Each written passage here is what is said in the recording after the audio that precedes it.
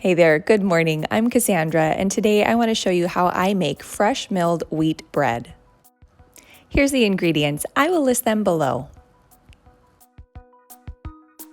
All right, to get started, I have the yeast already in the bowl, and to that I'm going to add warm water.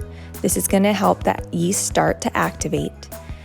Next, I'm going to add some honey. We are very blessed, and we have a friend who actually has bees not too far from us, so we get local honey from her, and we love using it in all sorts of things, from fresh bread to granola to honestly just eating it by the spoonful because it is so delicious.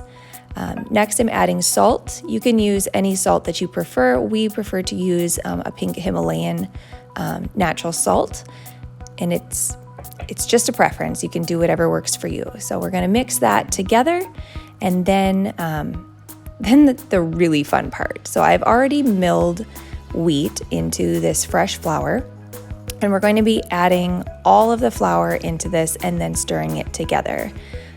If you're interested in fresh milled wheat and why we use that, simply just ask and we can kind of talk about that another time. But I'll also post some links for some other accounts that I follow that have wonderful information about the health benefits. But short version, all of the enzymes and all of the bran and the germ are still intact when you use fresh milled wheat.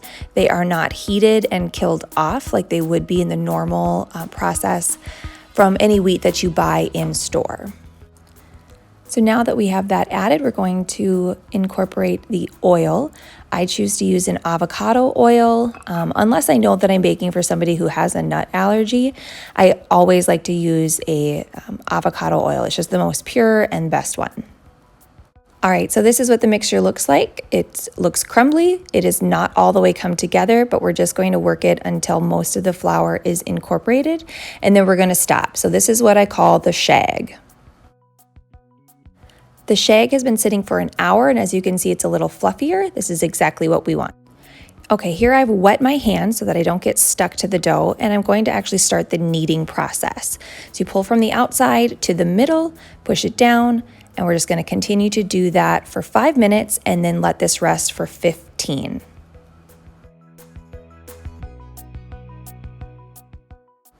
All right, so our dough has rested for another 15 minutes, and now we're going to do a little bit more of an intense knead. So this kneading process here now is going to be more strenuous for your arms. It is going to take more work, but you're going to lift up the dough from one end, push it down in the middle, turn the dough, work it into the middle again, turn it again. And the goal here is that we have all of the gluten stretched out, that the dough becomes more cohesive. You're not seeing breaking points or crumb marks. And if, as you're doing this, your hands get sticky, just go back over to the sink, wet your hands down, and come back and start the process again. But this does take about 5 minutes or so to get the dough into a really, really good shape. And this is where that window pane consistency is really, really important, because you don't want your dough to be stretching apart and breaking. All right, so here our dough has set for another 15 minutes, and as you can see, that yeast is really active. It almost filled the bowl completely. And so we're going to take the dough again back to the counter. Here I am showing you kind of a window pane test. When I stretched it out, there was a small hole that started on the top, so we're just going to work the dough a little bit more. Essentially just getting everything cohesive, a good feeling dough. If you've never made bread before, this is going to take a little bit to get the feel for it, but we've been making bread for a while, so we kind of know what the dough needs to feel like. It needs to be stretchy, spring back on you, and again, no holes when you stretch it out. And sorry, the video's not great here, but I was stretching out the dough and just trying to kind of get a look at how it's not breaking apart. Oop, little hole.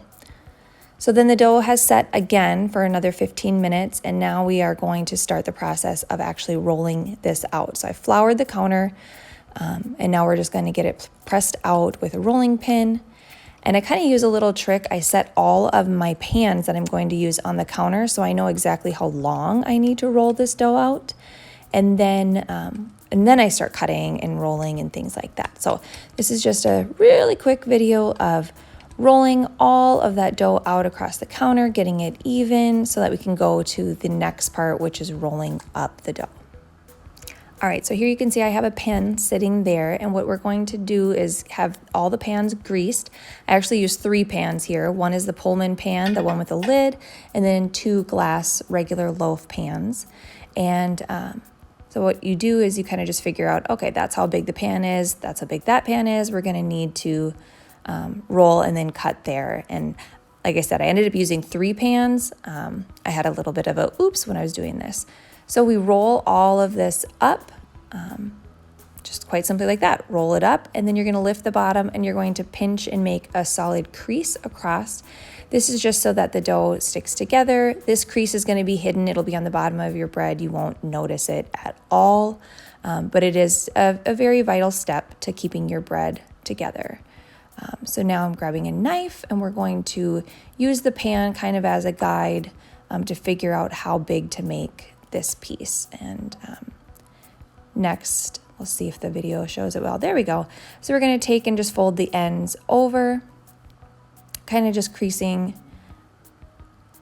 We just don't want that rolled end to be what we're seeing, so we're just creasing it under and then giving it a little bit of a gentle roll, and you're going to put all of those seams down into the pan. And so we do that with all of the pans. Like I said, this one made the Pullman pan loaf, which is a 2-pound loaf, as well as 2 regular loaf pans. And so then you're just going to gently push the dough into the pans.